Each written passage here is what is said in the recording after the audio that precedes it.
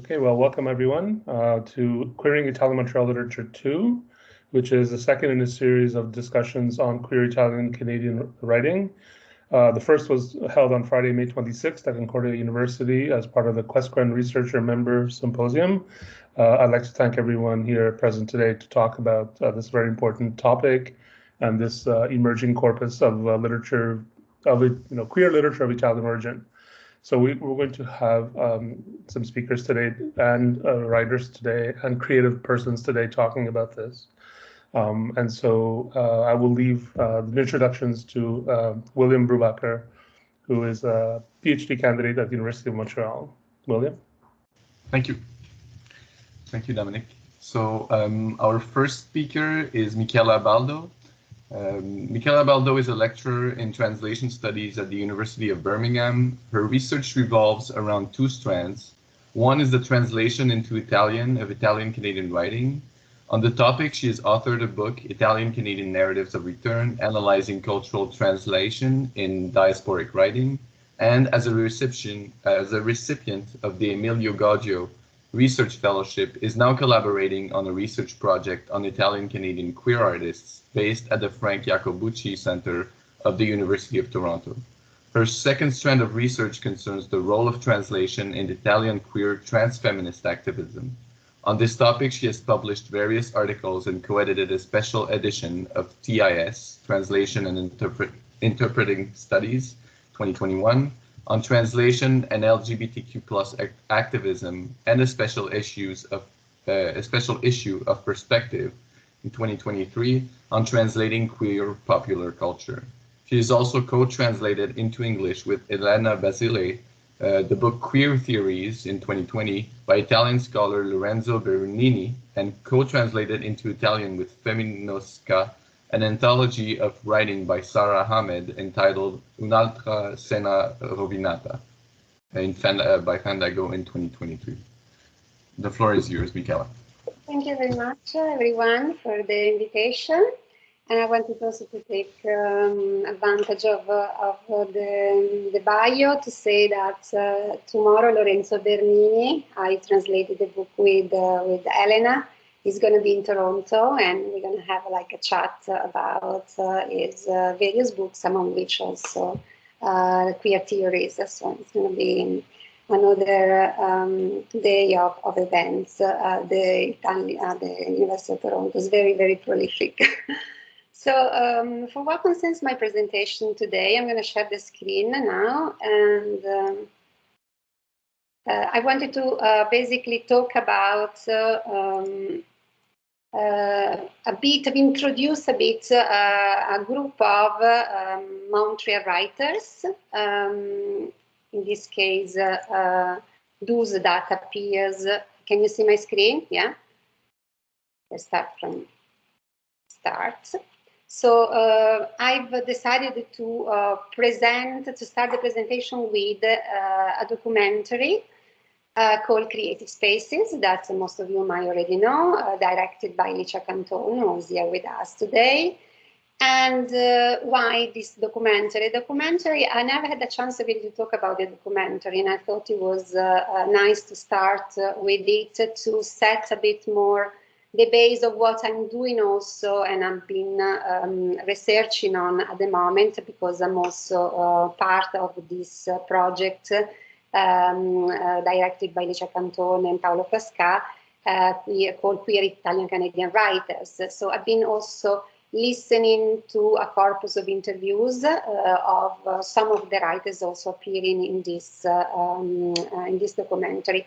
And I was thinking that it would be good to also link some of what I've read and I listened to in the interviews with the documentary, and also because this specific event is related to Montreal, so the writers involved are from Montreal. So we're talking about Steve Galluccio, Diana Cusmano, Chris DiRaddo, and Domenico Beneventi was here. So Chris DiRaddo and Domenico are here with us today. So what is the importance of this documentary? First of all, I really like also, a lot of aspects of the documentary, the fact that is also including pieces of creative writing, lightening the pace of the conversation, etc. But I wanted to start with a specific idea that comes out from the documentary, with this the idea of this heteronormative roadmap. So I quote DiRaddo, who is here with us today. The fact that many of you, Beneventi, Galluccio, DiRaddo, and Cosmano, all talk about this heteronormative roadmap that is being imposed, is being basically shown by parents, by family, by society, by living as second generation, third generation Italian, Canadian, in this case in Montreal. So what is this roadmap? Is what we call the heteronormative society, so is also an heteronormativity that is brought by migrants, so is a sort of a slightly different heteronormativity. So we talk about Italian parents, Italian grandparents that bring with them in the place where they migrated. We're talking about, in this case, migration from the 50s, 60s to Canada, and also later migration. And so heteronormativity that comes with the fact that being queer in this setting means having a series of challenges that comes with Italian communities relying so much on traditions, as Beneventi says. Tradition, the future horizons is linked to the child, so we are made to feel ashamed because as queer we don't follow this pathway, this road. And Galluccio also talks about this, we are the full circle of what our parents came here to accomplish. So there is also sort of expectations that parents came here, they came here to achieve a status, to achieve, to flee from poverty, or with a specific idea of achieving something in the new country, and the offspring is sort of needs to represent, reflect that kind of achievement, is a continuation of that, and you feel trapped into this roadmap that doesn't represent you, not only because you're queer and therefore you don't comply with heteronormative kind of principles, but also because society has changed in economic terms, etc. So, but there's also this, in this heteronormative map that queers needs to, that always constantly mention in their writing, you mention in your writing, and also their non-Montreal writers mention. There's also a problem with language. It's not even the language to talk about being queer in these settings. So Chris says, I thought I could either be a priest or a bachelor. There's no language. There's no, and so heteronormative roadmap means also not having the language to talk about who you are. And Liana Cusmano talks about, again, this heteronormative roadmap constructed in particular by grandparents. So many of us were raised to live in a world that doesn't exist anymore.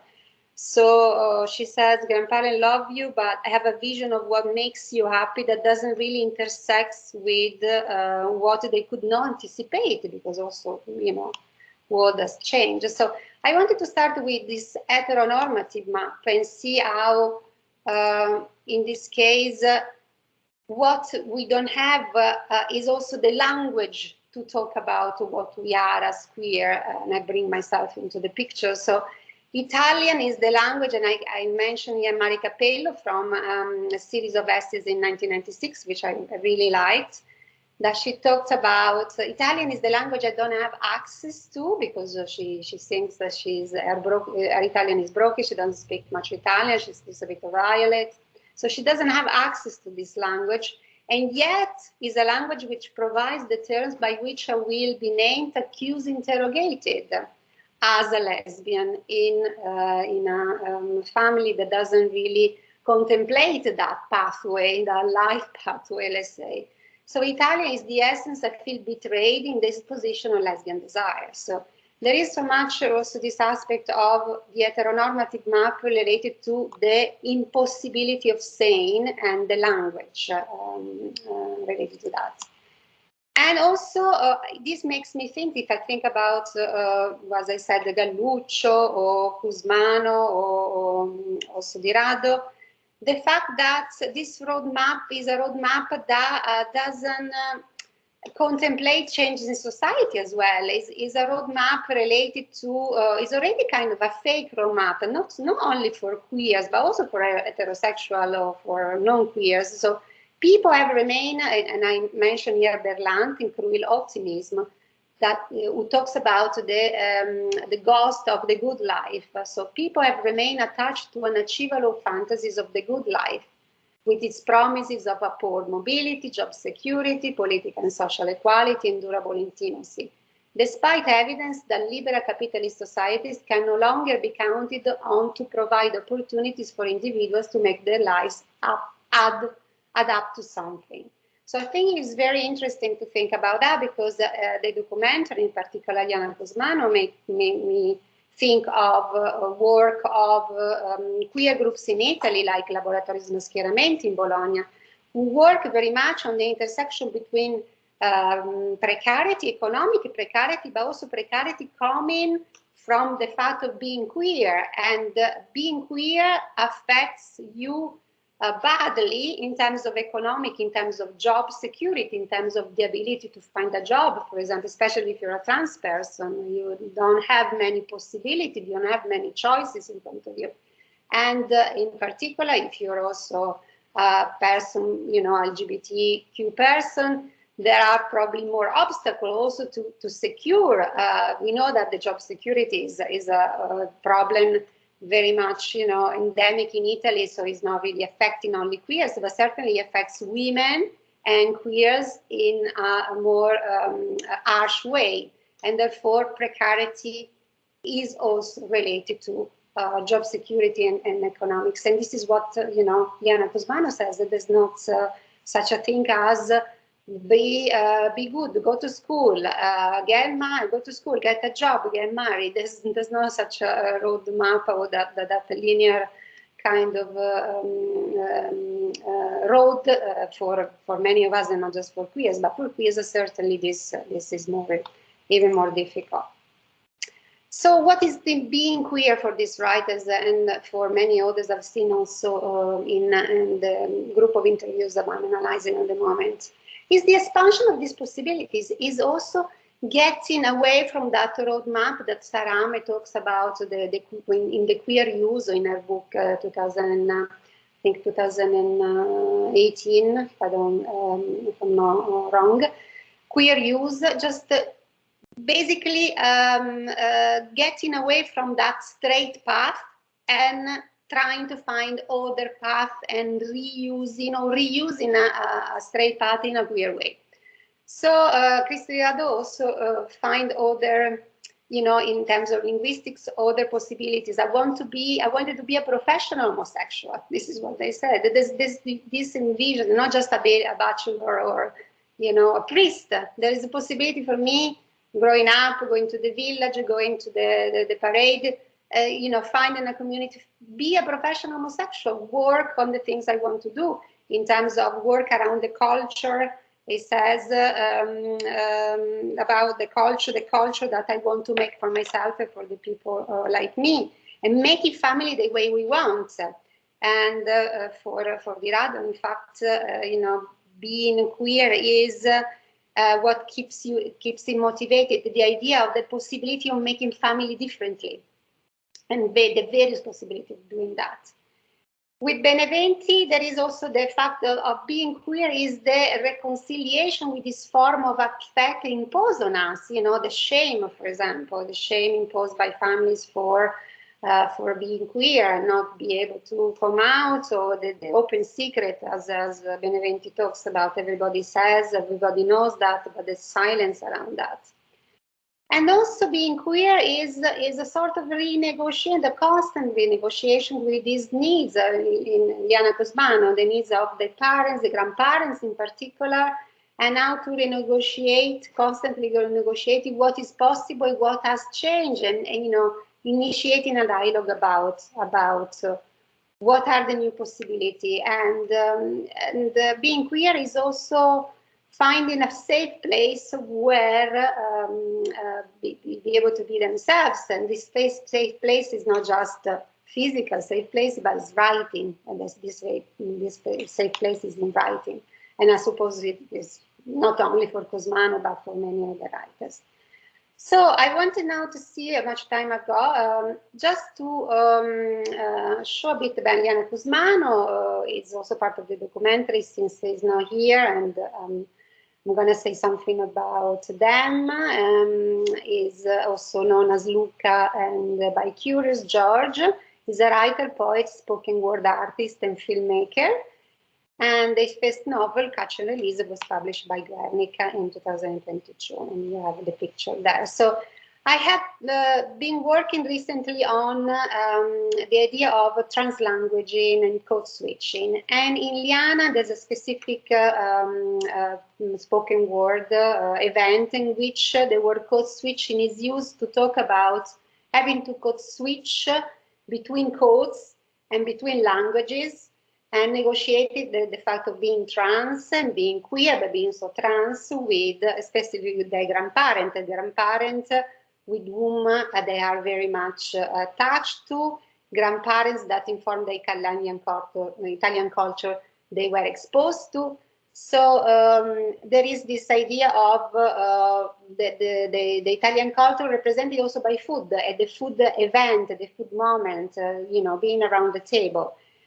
And being around the table can be a complicated matter, especially for feminized people, because there is this standard, impossible standards also what a body should be and what a body, feminized body should be.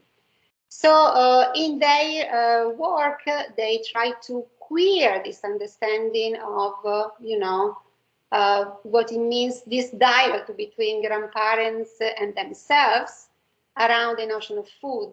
And there is this famous poem, is famous, for me it's very good. I really like it, I keep reproposing this, in which this idea of code switching linked to gender performativity. So translated themselves with the grandparents, with the grandmother in this case, and starting a dialogue which is a dialogue which doesn't really often make them communicate, but at some point it kind of, the communication arises in these impossibilities as well. And there is this idea also of the sound of the language, which is also what translanguages often say.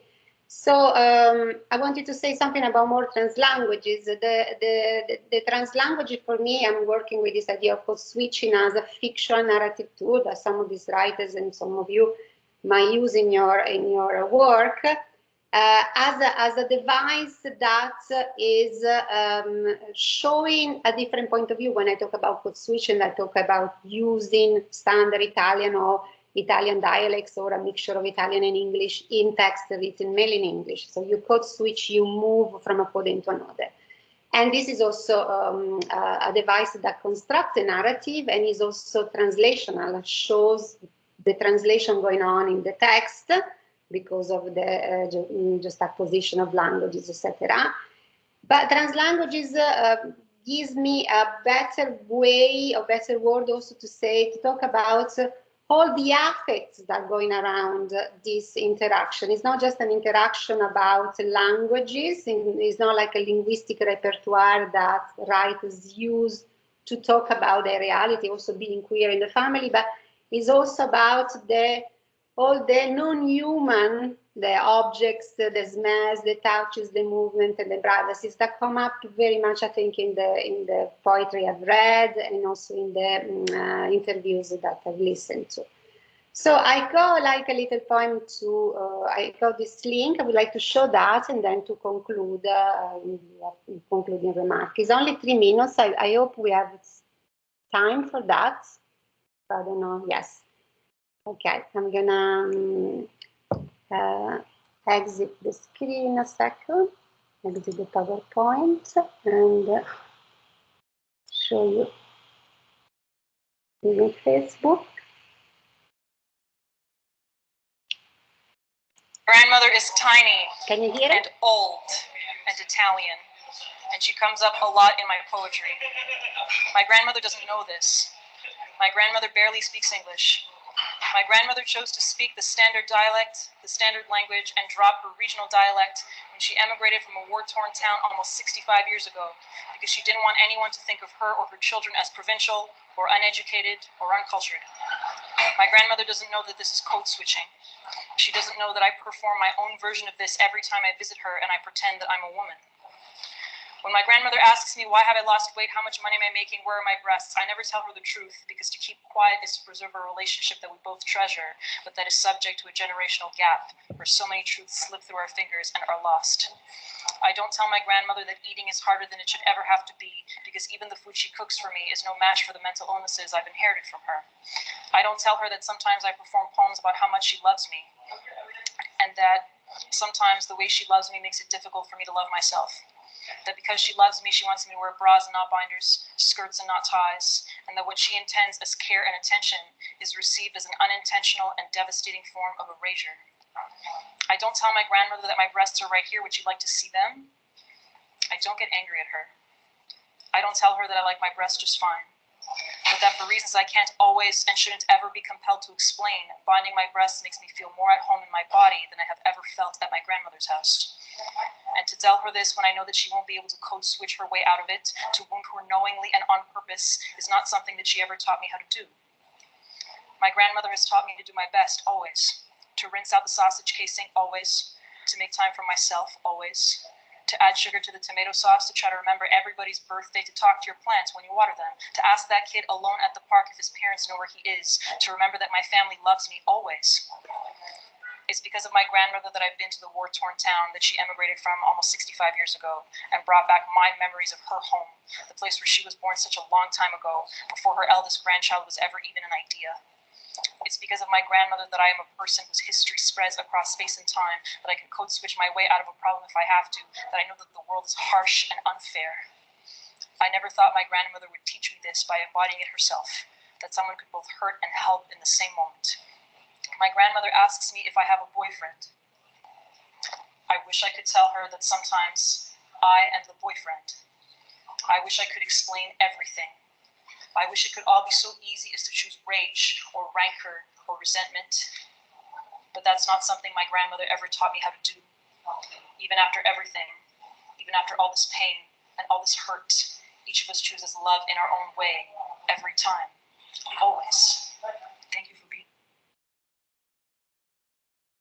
Okay, so I'm gonna continue and finish. So there is this idea of, of course, the code switching out of codes, the code switching for her being performing, performing certain roles, having to perform certain role and also to please, but at the same time trying to create space for themselves to negotiate also slowly and with a lot of renegotiation their identity.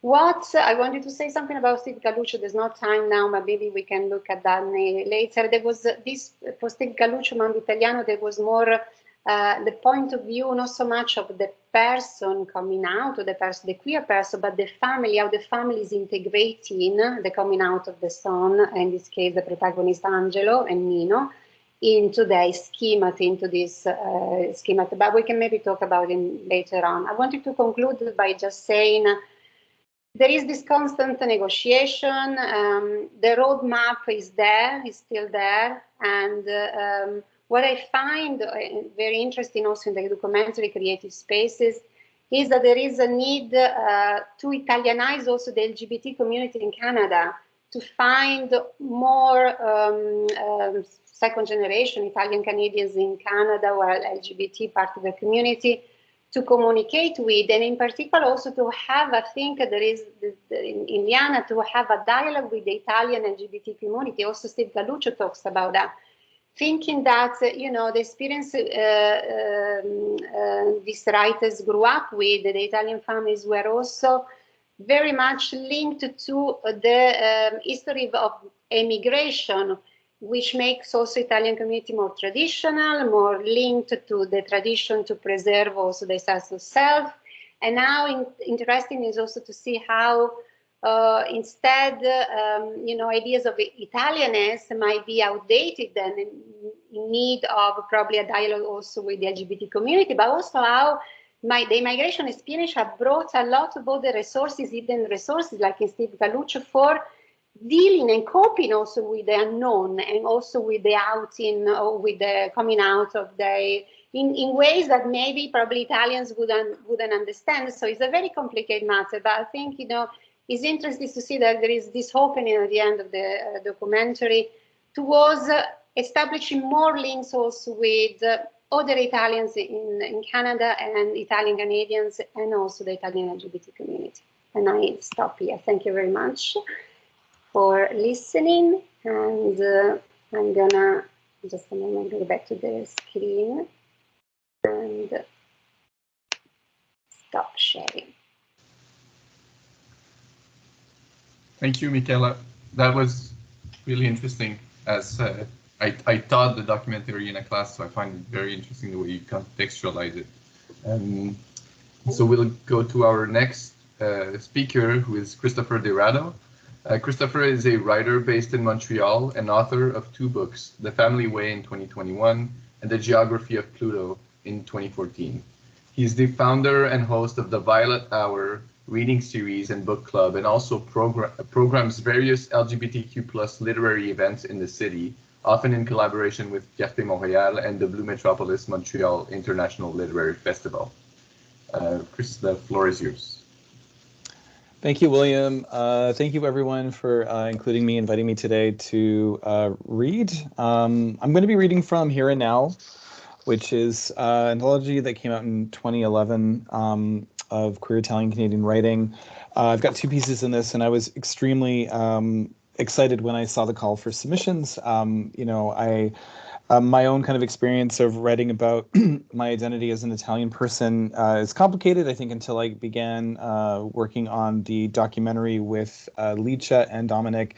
I really hadn't reflected a lot about how my culture influenced, I guess, even myself or my writing, and that has really changed in the last few years or so. I'm going to be reading from The Sun in Our Bodies, which is a work of fiction in this book, and I think both of my books are very much like my novels are really about the ways in which kind of queer people create family. I'm very much interested in the notion of family. I think, it's not something that's only of interest, I think, to the Italian community, but it is definitely something that we see a lot of in our culture, like the relationships that we have with our family, the pressures that we feel from our family. And I kind of wanted to, I think there's a lot of stories out there already about the relationship between the parents and the children. But, for my latest book, The Family Way, I wanted to create a story in which we explore, how do we create a family as queer people? Family is such an important part of all of our lives and all of our existence. What does that look like? And this short story, The Sun in Our Bodies, it's linked to The Family Way in a way. I can't remember which one I wrote first. I probably was writing both at the same time. So if you have read The Family Way, or if you haven't, there are kind of connections between the characters in both of these pieces, but this is kind of a bit of a standalone piece. So I'm going to read it. It's called The Sun in Our Bodies. We track sand into the house, through the back porch and into the kitchen, spilling off us like hundreds of tiny marbles onto the wooden floor, the remnants of a day spent at the beach. We had lounged there, the 5 of us, laughing like sisters at the park. At some point, Tony took off his shorts. I've forgotten how big your balls are, Danny said, and we all howled. You took off yours too, naked before the open sky, and we sat in the sun and reveled in the heat, replenishing that which is drained from us each winter in cold Quebec, reanimated in moments like this here on the Cape. We drop our bags on the kitchen island, colorful purses overrun with sand and the remnants of our lunches, almost empty bags of chips, half-wrapped ends of sandwiches. I throw the contents out, pour myself a tall glass of cold water from the fridge and rush it down my throat in a torrent. I'm going to shower, you say. I soon hear the spray of water behind the door. I take your damp shorts off the floor and hang them outside with our towels. The surface of the deck is hot from the sun, and I dance from one side to the other in bare feet. The tips of my toes shine on the dark wood, my body light. Danny mixes himself a cocktail and puts on some Sade. I open the door to the bathroom and join you in the gray-tiled standing shower. Washing up, we find sand everywhere, between the cracks of our toes, along our backsides. The glass of the shower wall steams up, and through the mist we can clearly see the outline of someone's palm. "Oh my God, is that Tony's?" you exclaim. It's unmistakably his large hand pressed against the glass, receiving his guest from the night before. I laugh, and then move to kiss you, the taste of the day on your lips. I get Hardwell in your mouth, and you go down. You take me whole, on your knees on the tile, the water crashing down around us like waterfalls, and through the drain, sand, soap, semen. I never thought that I'd get used to sleeping next to someone. Before we met 3 years ago, I'd resigned myself to spending the rest of my life alone, the cool, dark sheets my lover, wrapping and compressing me into a deep and uninterrupted sleep. Your new body was all elbows and knees and feet. You didn't like it when I made the bed because I tucked in the sheets. You needed to be able to kick them off at night, to release the heat that churned within you as you slept. It was hard to adapt to the way that you woke me, grabbing me close in the darkness, your arms slick with sweat and hot to touch. But soon I adjusted to your body's temperature and slept soundly in the same bed as you, night after night. And then, when you weren't there, I'd miss your warmth, the weight of your body in the cold, empty space next to mine. At home in winter, we kick around the pebbles we drag in from the streets. The city uses them to de-ice the roads, and they scatter as we take off our boots at the door. There are always holes in my socks when I pull them off. You call the soles of my feet hooves, how dry they get, and when we attempt to touch, our bodies snap apart from jolts of static electricity. "I'm sick of this weather," you had said. The gray, the snow, the slush. I agreed and started to look for summer rentals, you over my shoulder. Within a day, we found a place, and the 3 others were on board. Tony, Danny, and Matt. We all drove down together, tight in one car. And when you finally saw the ocean, you cried at its beauty. "I can't believe how much I missed all this," you said, choking through tears. And I watched as the stress left your body and got sucked into the blue. After our shower, we decided to take a 15-minute nap before getting ready for tea dance. Sade is still playing in the kitchen, and I can almost hear the ice in Danny's drink on the deck. The wind picks up for a moment and sends a gust of air through the house, scattering the sand further into the cracks on the floor. We close the door to our bedroom and lay down, the lazy box fan in the window rustling pale curtains. I pull you close, and I can feel the sun in your body, the day's energy glowing, radiant to touch. We never really fall asleep, just close our eyes, and when we rise, there is a text message from your friend John saying that he and his friends have arrived at their B&B. The 5 of us get dressed and walk along Commercial Street to the bar. It's still bright out, but the sun has begun its swan song into the sea. Donna Summer sings to strong cocktails, but we don't want to drink too much too fast. When John arrives, he lifts you up in his arms. 5 years younger than you and 12 years younger than me, but he looks like he could be my age with his height and his weight and his mustache, a bull in short shorts. Even though he and I don't know each other, he grabs at me with his free hand and pulls me into the embrace. "Do you think John is going to want to sleep with you?" I had asked before the trip. "I know the 2 of you have kept in touch over the years. I know that, in some way, you still love each other."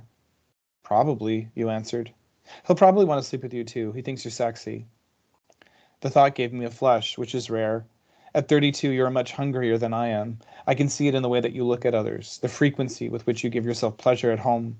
We joke and call myself a sexual camel, a Vulcan, someone who can go a long time without sex. I know that you, however, cannot. "Would you want to play together?" you asked. "Maybe," I said. The next day, John meets us on the way to the beach. We make our way through the dunes. The tide is in, and he takes my bag and smiles and puts it atop his head, a gentleman in the sand. You start complaining about how raw your feet are. The sand on Herring Cove isn't as fine as what you might find elsewhere, like on the pristine beaches of the Caribbean.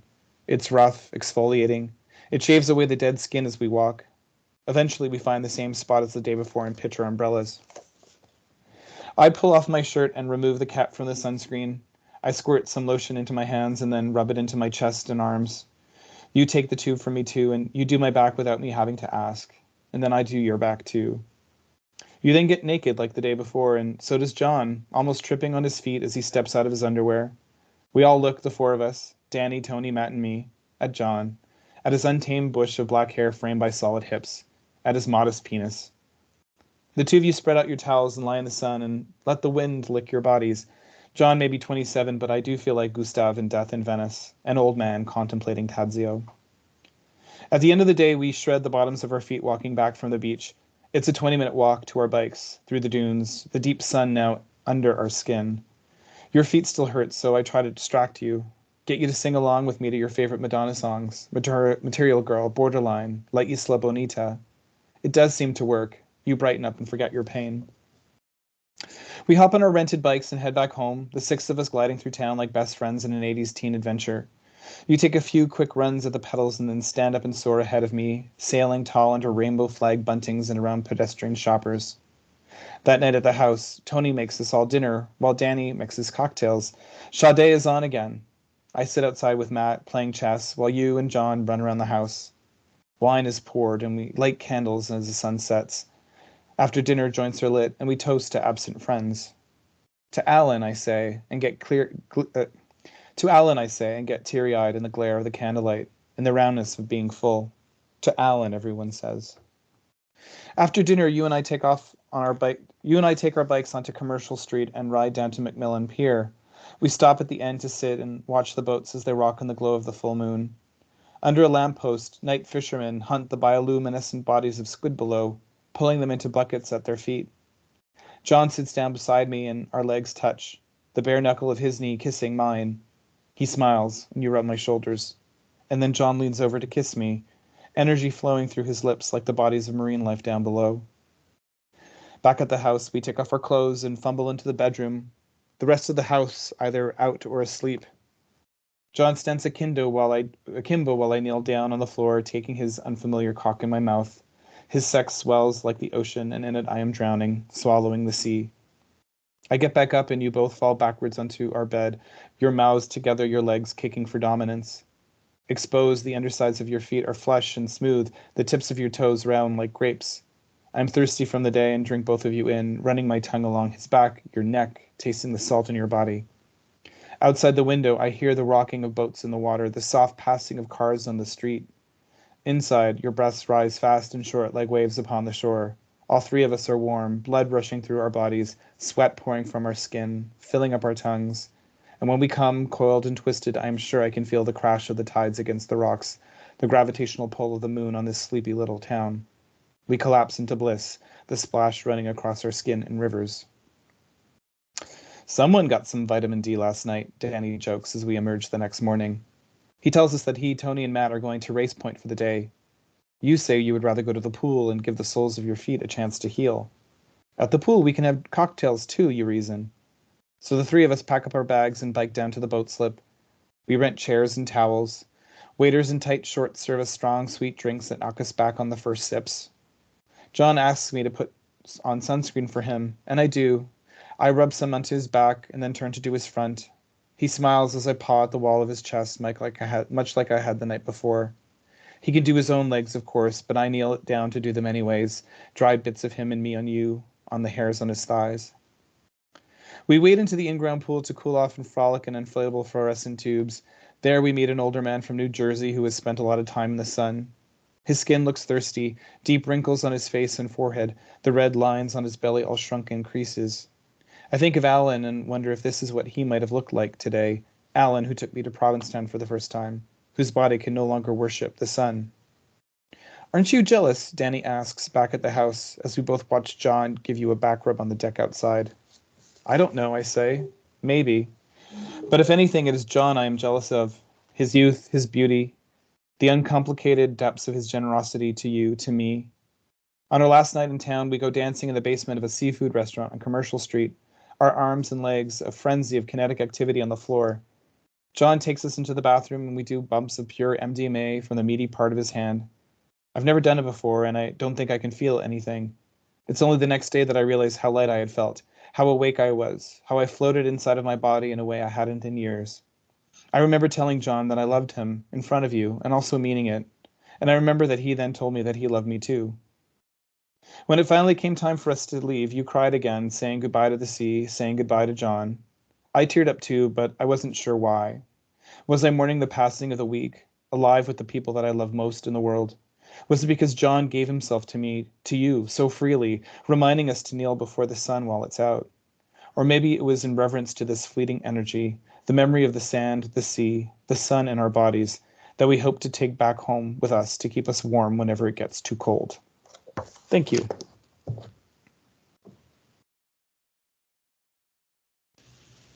Thank you so much, Chris.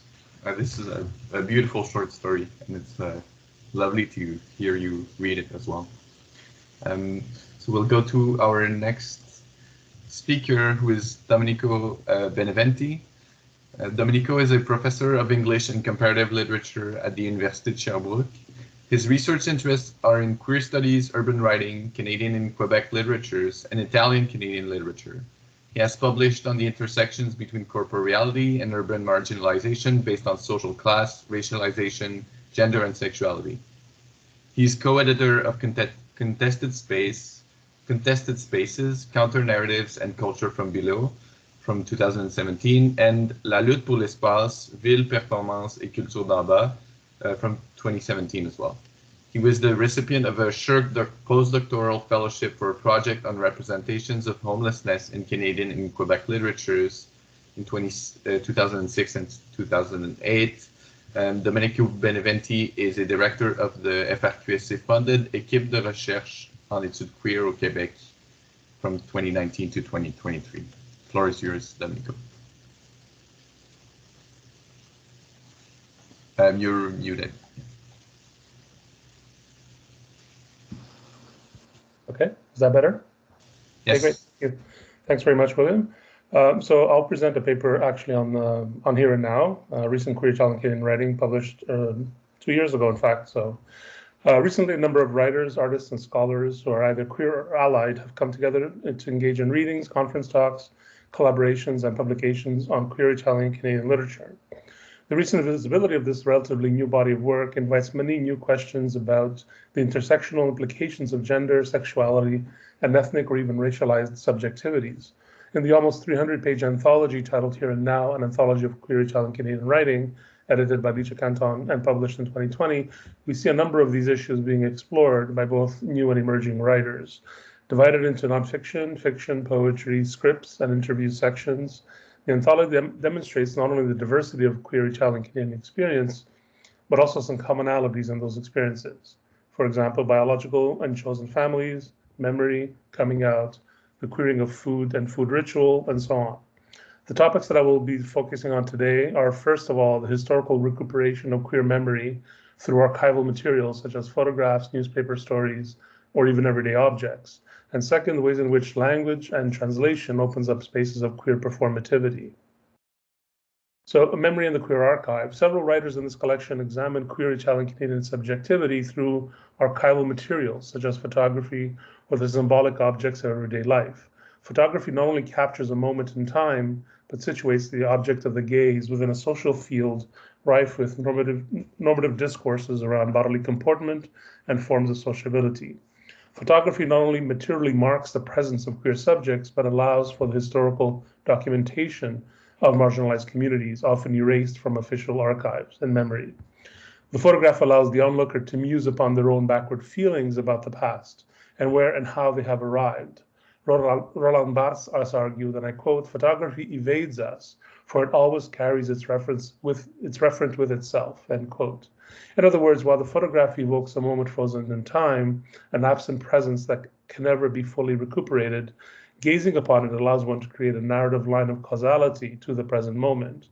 In essence, it allows for the elaboration of queer selfhood. The referent adheres, as Barthes concludes. So queer contemporalities, as Halberstam has noted, differ from those of the heteronormative mainstream, and the photograph allows for deviations and returns between the past and the present self. In a short story titled Pictures and Parades, Chris DiRaddo equates the photographic moment captured to a queer kind of a queer birth, in which he attends his first Pride Parade, a physical archive that is at the same time personal memory and politicized collective memory.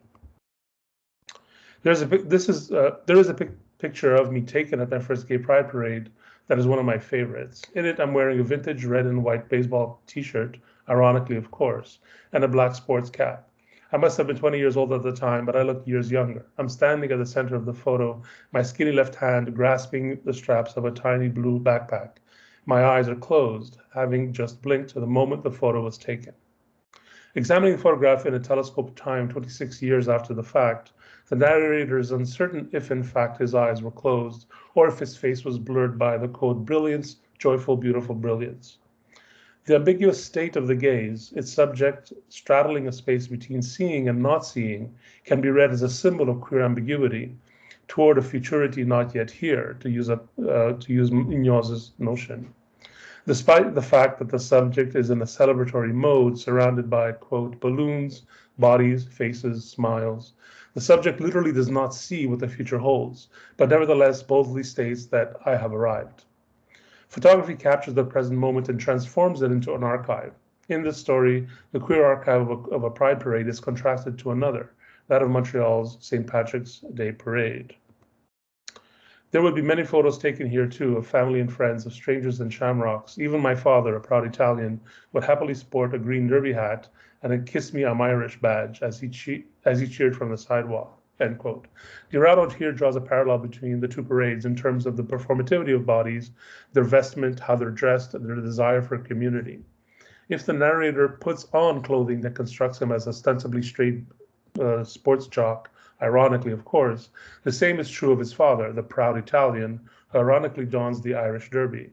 Furthermore, it is in conflating the Pride Parade and the St. Patrick's Day Parade that DiRaddo suggests the spatial inscriptions of collective memory. In other words, specific urban spaces tied to memory are shaped and defined by expectations around bodily comportment and forms of sociability, a theme that he explores in both of his published novels. If the narrator feels no connection to St. Patrick's Day Parade, quote, like I was being forced to take part in the rituals and sacraments of a congregation that was not my own, end quote, he does in fact feel that the Pride Parade, quote, spoke to me, so strange yet so familiar. It was as if I had come across my likeness in a window and watched as that boy sat down to eat with another family, end quote. The photograph he examines in his mature years evokes the rush of excitement and embodied feelings of the youthful past, of the young man standing at the sidelines of the parade, still not fully accepting his own queerness. As the parade ends, he must leave the queer bacchanalia in order to join his friends across town, but finds that the time itself has slowed down to a crawl. I looked at my watch. I was late, but as I stood there in the wake of what I had just witnessed, I found that I couldn't move. I stood immobile in the grass in the center of this park. We had all ended up watching as everyone celebrated. My watch felt heavy. I didn't want to leave, but I had no reason to stay, end quote. Temporality here draws to a crawl, for the narrator wishes to linger in the space that speaks to him, orienting his body towards queerness, to use Sarah Ahmed's formulation. In another piece by Jessica Carpinone titled Homesick, the narrator describes her memories of childhood and more specifically her relationship to her grandmother, or nonna, with whom she has a special affinity. We can see in several of the contributors to this collection a strong link between the figure of the grandmother, who often represents ancestral memory and unconditional acceptance, and the queerness of the grandchild. If the queer subject feels that they don't quite belong in the traditional immigrant family system, the grandmother also stands queerly outside in her isolation from contemporary Canadian life through language, history, cultural context, etc. Standing apart from the productive heteronormative family makes her queerly approachable. Quote, I sense her fragility. I can also sense that she is longing for connection and a sense of belonging, end quote. The nonna is castigated by her daughter to speak in normative Italian rather than her dialect. Quote, my mother is puttering around the entrance of the house, tidying up. She leans against the doorway of the living room and implores, Ma, please speak to the kids in Italian, not in dialect, end quote. The grandmother's sneaky insistence on authentically speaking the dialect of her youth is performative resistance to the normative and symbolizes the narrator's queer yet hidden authentic self. Further, it is through a queer feeling or intuition, not the spoken word, that the grandmother realizes that her queer granddaughter is in love. Quote, Ma tu sei innamorata. I was stunned. I am 2 months into dating my girlfriend, who has certainly put a strip in my step, but is it that obvious? She doesn't ask me any questions about my new relationship. Maybe she doesn't have the vocabulary, end quote. This queer kind of love between grandmother and granddaughter goes unspoken, expressed through bodily gesture and affect rather than through language. Quote, I curl up next to her on the couch. Our hands resting together are an anchor. I hope that in holding her hand, she understands that I belong to her and her to me, end quote. Caprianone evokes here a link between the Italian language, history, and immigrant memory, but also forgetting. If, as I mentioned earlier in this essay, the photograph represents a queer archive of individuals and communities that too often remain hidden in history, here memory itself is queered by its own erasure, through the forgetting that comes with the dementia of the beloved nonna. The cruelty of dementia, Caprianone writes, and I quote, is that it strips its victims of their voices, end quote. Repentance by Vanessa De Gregorio also discusses the queering of memory and the erasure of the familial archive, whether it is through the lost family objects in her grandmother's Saint Michel home washed away by Montreal's floods, or in the earthquake that devastated Italy in 2002, in which the ancestral village is scarred, quote, jagged, gaping weeds growing from deep within it. It had been torn in two, end quote. Contemplating the disastrous erasure of New York's Twin Towers on 9/11, De Gregorio muses about spatial memory, using Google Maps to look back to the past in order to see the, quote, shifts in the neighborhood, old homes turned empty lots, turned condominiums, end quote. She similarly wonders what came before the space of the immigrant home, quote, what was once on the spot of the family home in Saint Michel, end quote. Immigrant memory is contained in objects, in their destruction, in the flooding, and their destruction and the flooding represents a kind of erasure of the past and of cultural legacies. She writes, after the flooding, many of the relics that she'd brought with them, Caprianone cries, thinking of the espresso pot that Nonna brought with her from Italy, the patina that had grown, the deep, rich brown it had spewed. I imagined it covered in shit, thrown away by the Quebecois man working at the insurance company without a second thought. But it had a life, it had a story. Querying language and translation. So if Italian Canadians are constantly moving between Canadian and Italian social contexts, caught in the liminal spaces between linguistic systems, queer Italian Canadians must also contend with the heteronormative binary systems of gender and sexuality imposed upon them by both languages. Several of the contributors in this collection draw parallels between the performative aspects of language, for instance, code switching between English, Italian, and dialects, and the subjective claims upon or rejection of certain linguistic terms or turns of phrase, and in feelings of belonging to or alienation from their Italianness in relation to their linguistic competencies. And finally, the performative aspects of gender and sexuality and how these are tied to language itself. If language is fluid in that the signifiers do not fully correspond to the signified, then the normative terms that designate gender and sexuality in English and in Italian also fail at fully describing the complexities of gender and sexual identity. As two examples, I want to focus on how the translation of the non-binary body becomes an exercise in futility in Jeremy Saunders' piece, and how translation to and from Italian allows for a productive interruptions and linguistic play for Elena Basile. In a short piece titled Esoteric, Jeremy Saunders draws a link between the inscrutable vagaries of language, its inability to pin down meaning through translation, and queerness. Quote, in the unlikely event that I should be reduced to one adjective, what would it be? End quote. Straddling the liminal space between English and Italian, Saunders suggests the roving signifier of queerness is imprinted upon the non-binary body, slipping into the ambiguities between one word and another.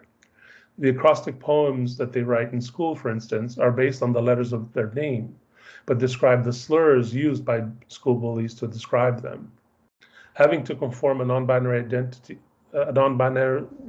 as they cross national borders, Saunders, quote, quells the fear and confusion of those around me by being reduced to a letter on a passport, end quote. Saunders' queer body does not conform to a stable identity and is more akin to the gradations of color produced by the spectrums of wavelength of light particles. A woman who interpolates them at a bus stop asks if their eyes are purple, quote, I was baffled. Perhaps she meant dark blue or even gray. Tinder matches, police officers, government officials, they can never quite agree on the true color of my vaguely light eyes or hair. Is my hair blonde or auburn? Are my eyes green, blue, or gray?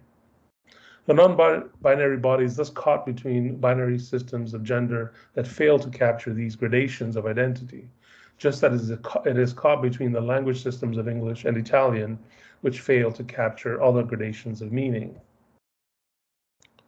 On my Italian passport, my eyes are described as azzurri. No one would call my eyes azure in English, but Italians would never call my eyes blue. Yet these terms completely overlook the orange specks of melanin, the white crypts, and the green lining around my pupil. Government documents and officials have a list of colors used for passports or licenses, and yet the most basic physical features that can be misapprehensions of light and language. How then can one even begin to define something as intangible as sexuality or gender? These questions are similarly taken up by Elena Basile in her contributions to the collection titled Proximities, linking bodily proximity to intimacy and ultimately to the translation of languages, bodies, and desire. She writes, quote, "Languages modulate belonging in me in multiple ways. They anchor different movements and orientations of the body I am toward others and within," end quote. She describes linguistic passing as, quote, "leaps, displacements, and divergencies," arguing that the instability of language and meaning, especially in the context of translation, is also present in the instability of bodies and desires across borders and across oceans.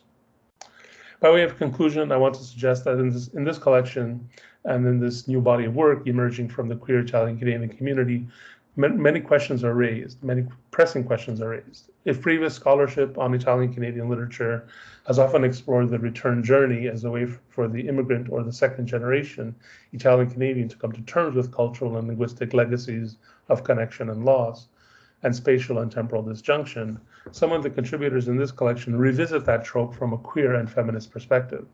What is it like as a queer person who grew up in Canada to go back to Italy and have to hide one's queer identity and body?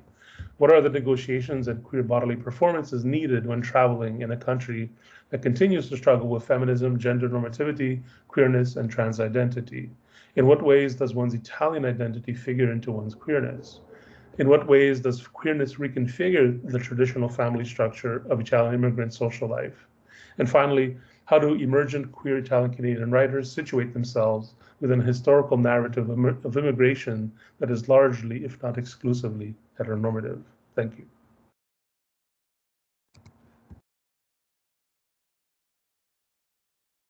Thank you so much, Dominic. This was really, really interesting. We will end with a discussion by Licia Canton. Licia Canton earned a PhD with a thesis in Italian-Canadian literature at Université de Montréal. She is co-founder and editor-in-chief of Accenti magazine, the author of The Pink House and Other Stories in 2018, and Almond Wine and Fertility in 2008. As editor, she has published 11 volumes on Italian-Canadian literature, including the groundbreaking Here and Now, an anthology of queer Italian-Canadian writing in 2021. She is the editor, the director of the documentary Creative Spaces, Queer and Italian-Canadian from 2021.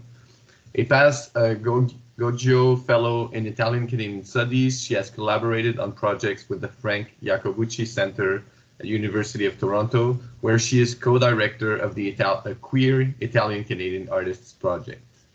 Thank you, Licia. Thank you. Hi. I'd like to read an excerpt of a paper that I submitted titled Queering Italian-Canadian Literature, The Case of Steve Galluccio. And this is an excerpt of a longer working paper titled Queering Italo-Quebecois Literature, which was made possible by Questcrin. So it's not the full paper, just certain sections. Domenico Beneventi writes that, quote, "The visibility of queer writers of Italian-Canadian origin may be explained to some degree by the lingering taboos around the subject matter." In the documentary film Creative Spaces, Steve Galluccio states, "Italian immigrants, they weren't gay." Anna Camilleri states that despite making art as an openly queer and Italian-Canadian creator for 25 years, still today people come to her in a whisper to say, "I'm also Italian and queer." For some, being queer and being of Italian origin is irreconcilable. The traditional values of the Italian community in Canada have often led to the marginalization of its members who identify as queer. It's a kind of trauma, says Domenico Beneventi in Creative Spaces. Steve Galluccio writes about his Italian origins and about being openly gay. His works are, quote, distinctly about Italian immigrant culture. Through his writing, he brings together two communities that often seem disconnected. So this paper, the bigger paper, discusses Galluccio's contribution to Italian-Canadian literature, from the very popular Mambo Italiano to the most recent At the Beginning of Time. Steve Galluccio was born in Montreal in 1960. His parents both emigrated from the small town of Galluccio in the province of Caserta. His father arrived in Montreal in 1951 and his mother a year later. They were married in Montreal. Steve Galluccio was raised in Little Italy. Like many Italian immigrants, Galluccio writes, my parents contributed to Montreal's Italian community. I am very aware of Italian immigrant culture and its evolution within the context of Montreal. As Galluccio states in the essay, the personal essay, You're Never Gonna Make It, he took creative writing workshops at Concordia University, where one of his theater professors said that Steve, quote, was born to write. He started his career in the Montreal underground theater scene. His first theatrical play, My Mom Was on the Radio, premiered at the Quebec Drama Festival in 1990. His better-known work includes the Gemini Award-winning TV series Ciao Bella, the films Surviving My Mother, Funky Town, and Little Italy, the plays In Piazza San Domenico, the St. Leonard Chronicles, and At the Beginning of Time, and the book Montreal à la Galluccio. Galluccio is perhaps best known for his semi-autobiographical play Mambo Italiano, which is still produced all over the world. Scholar Michael Hines describes Steve Galluccio as, quote, an Anglophone playwright of Italian extraction who cast a critical look at Quebec as an immigrant nation through the filter of Italo-Quebecois attitudes to homosexuality. As Michela Baldo writes, although Mambo Italiano is, quote, full of stereotypes and cliches on ethnicity and gender identities, both the play and the film portray the ironic, creative, and interesting ways in which these Italian-Canadian families negotiate a coming out despite the homophobic prejudices they are imbued with. In Mambo Italiano, Angelo and Nino are a hidden same-sex couple in a conservative and Catholic Italian-Montreal community. They break up when Angelo tells his parents that he's gay, whereas Nino decides not to come out of the closet. Through Antonio's conversation with his mother, Galluccio vividly describes what it was like to be a gay Italian-Canadian in the 1990s, and I quote a passage from Mambo Italiano. Waking up every morning, hoping that I would get through the day without being humiliated. I spent the formative years of my life feeling like a piece of shit, ma, feeling ashamed, trying desperately to fit in. But my paesani, they never let me in because I was a fag. And you know what they do to fags in Italian high schools, ma, do you? They kill them. Not physically, but mentally they destroy them by chipping away at their dignity day after day after day till you don't care anymore. Till you're so numb that all you want to do is disappear. Go somewhere where no one is ever going to bother you again. But there is no such place, ma. There is no such refuge. Steve Galluccio came out to his family through his play Mambo Italiano. His parents attended the French language premiere in 2000, and that's how they found out their son was gay. Galluccio writes, when my play Mambo Italiano first came out, I had a really hard time talking about being gay. Everyone knew I was gay because of the play. I couldn't deny it. I was used to not talking about being gay. End quote. Once he came out, he spoke openly and loudly about his gayness. He has no private or public persona. He is the same in every setting. Mambo Italiano is considered one of the most successful plays in Canadian theater history. The play was adapted into the movie Mambo Italiano. It is, above all, a fine and hilarious film comedy, structured on a series of confessions and flashbacks, and I'm quoting Pajalik. It sold in more than 53 countries and brought Galluccio international recognition. In fact, the movie has brought attention to the city of Montreal. Writing Mambo Italiano had a profound impact on the course of Steve Galluccio's personal and professional paths. Galluccio's recent public posts on social media illustrates the importance he ascribes to the play Mambo Italiano. In his most recent play, At the Beginning of Time, Galluccio reflects on the lived experiences of 3 middle-aged gay men raised in immigrant homes. The setting is a Montreal hospital in March 2020, just before the pandemic shut down the city. Pat and Lou visit Michael at the hospital. They have been friends since high school and reminisce about the past, from boyfriends to outings to family dinners. Every time Michael plays a vintage song on his iPhone, including tunes from Blondie, David Bowie, the B-52s, Donna Summer, and the Village People, it triggers memories among the men. The play focuses on gay Italian Montrealers who are reevaluating their lives.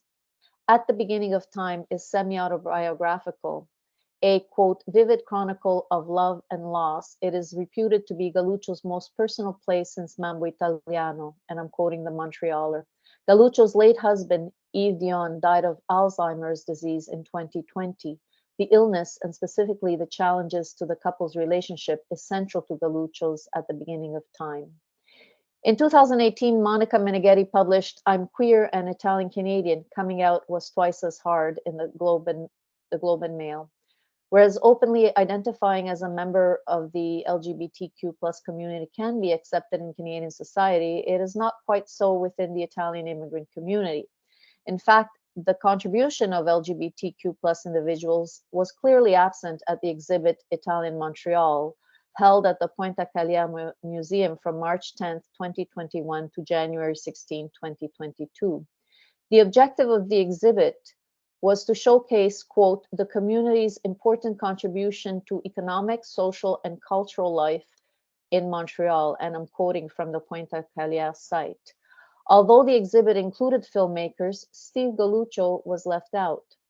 At a public event on July 21st, 2022, Galluccio concluded that, quote, prominent members of Montreal's Italian community did not want him in the exhibit. As mentioned above, Steve Galluccio came out through his play Mambo Italiano, and he speaks openly about being gay and about his Italian origins. Therefore, to include Galluccio's photo or to display his books or a poster of his international hit Mambo Italiano would be to openly include LGBTQ plus material in the Italian-Montreal exhibit. The exhibit organizers decided not to include Galluccio's contribution to Montreal. They left out The Gay Son of Italian Immigrants, a playwright who is recognized internationally, and a writer who has contributed to the cultural landscape of Montreal, Quebec, and Canada. This is an example of the Italian community contributing to the erasure of LGBTQ plus realities, which Beneventi talks about in the documentary Creative Spaces. In direct response to the Pointe Cagliari exhibit's omission, the event titled Queer and Italian-Montreal was held on June 21st, 2022, hosted by Violet Hour founder Christopher DiRaddo. It featured Steve Galluccio, VDG, also known as Vanessa De Gregorio, and Gaspare Borsellino, once president of the Gruppo Italiano Gay e Lesbico di Montreal, or GIGL, GIGO. The Queer and Italian-Montreal event was a sort of redressing for the oversight of the Pointe Cagliari exhibit. Queer individuals do not meet the traditional life trajectory, thus causing internal and external conflict. And that makes for great writing, I'm quoting Beneventi. However, are they included, seen, heard? Are they rejected because of their difference in untraditional paths, their sexual and or gender identities? Steve Galluccio states that the Italian-Canadian community has always been supportive of his work, yet he was left out of the Italian-Montreal exhibit despite his literary production and international recognition. No matter how much the times may have changed, there is still rejection, silencing, and erasure. Still today, in some cases, those who identify as members of the LGBTQ plus community may be shunned by their own family. They may be made to feel that they do not belong at family gatherings. They may be treated like outsiders by the Italian-Canadian community. In many ways, some queer children and LGBTQ plus Italian-Canadian writers experience rejection, much like that which their grandparents or parents lived when they arrived as new immigrants decades ago. Steve Galluccio, given his life experience and literary accomplishments, portrays the queer Italian-Canadian character as confident. Antonio in Mambo Italiano stands up to his parents, and Michael in At the Beginning of Time is assertive and self-assured. In another timeless tradition, however, a much younger LGBTQ plus Italian Montrealer named Anthony Portolese describes the discomfort he feels at every family meal. In The Year Without a Summer, VDG alludes to not being accepted as a queer person. And I quote VDG, "The fog settled into all our secret places till there was nowhere left for people like us." Spoken word and poet Liana Cusmano explains that they have gone to family events in a binder and tie. Quote, "My grandfather was really excited that I wore his tie, but other people were less excited." In Creative Spaces, Galluccio states that he wishes more people would talk about the struggle of LGBTQ plus individuals. As a child of Italian immigrants, raised in Montreal's Little Italy, Steve Galluccio has dedicated his professional and creative life to LGBTQ plus issues. Through his writing for the stage and for the screen, as well as in interviews, he has actively brought queer Italian-Canadian issues and voices to the fore. Mambo Italiano is the most noted creative work by a Canadian of Italian origin who identifies as a member of the LGBTQ plus community. Galluccio's creative work and his struggle as a gay man are an integral component of Montreal's and Canada's history and literary landscape. From Mambo Italiano to At the Beginning of Time, Steve Galluccio has made an enormous contribution to Italian-Canadian literature and to the Italian-Canadian community as a whole. Thank you.